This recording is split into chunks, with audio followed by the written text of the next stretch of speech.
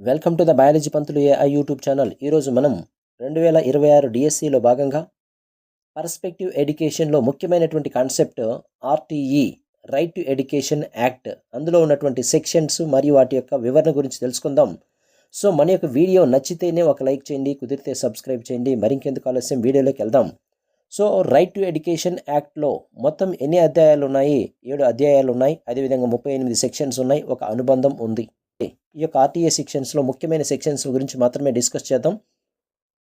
Section 1 అనేది చట్టం యొక్క పేరు మరియు పరిధిని తెలియజేస్తుంది. అదేవిధంగా సెక్షన్ 2 అనేది కీలకమైన పదాలు మరియు నిర్వచనాల గురించి తెలియజేస్తుంది. సో సెక్షన్ 3 బాలల ఉచిత నిర్బంధ ప్రాథమిక విద్య, అనగా 6 నుంచి 14 సంవత్సరాలకు ఉచిత విద్య గురించి తెలియజేస్తుంది. Section 3 most important. Next section 4 ప్రాథమిక నమోదు. నెక్స్ట్ సెక్షన్ 5 బదిలీ కోరేటటువంటి హక్కు. సెక్షన్ 6 పాఠశాలల స్థాపన గురించి తెలియజేస్తుంది. సో 7 అనేది ఆర్థిక మనీ గురించి తెలియజేస్తుంది. అదేవిధంగా సెక్షన్ 8 సంబంధిత ప్రభుత్వం యొక్క బాధ్యతల గురించి తెలియజేస్తుంది. అదేవిధంగా సెక్షన్ 9 అనేది స్థానిక ప్రభుత్వాల యొక్క బాధ్యతల గురించి తెలియజేస్తుంది. అదేవిధంగా సెక్షన్ 10 ఇంపార్టెంట్ అండి. ఇది సెక్షన్ 10 అనేది తల్లిదండ్రుల యొక్క బాధ్యతలు.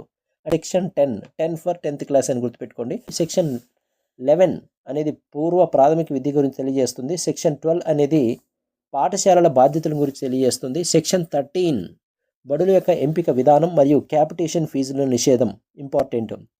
కింది వానిలో ఏ సెక్షన్ క్యాపిటేషన్ ఫీజుల నిషేధం గురించి తెలియజేస్తుంది? సెక్షన్ 13. సో సెక్షన్ 14 అనేది బడిలో ప్రవేశానికి వయస్సు ధృవీకరణ అనేది తెలియజేస్తుంది. సో సెక్షన్ 15 బడిలో ప్రవేశాన్ని నిరాకరించకూడదు అని తెలియజేస్తుంది. సో సెక్షన్ 16 అదే తరగతిలో విద్యార్థిని పునరావృతం కాకూడదు.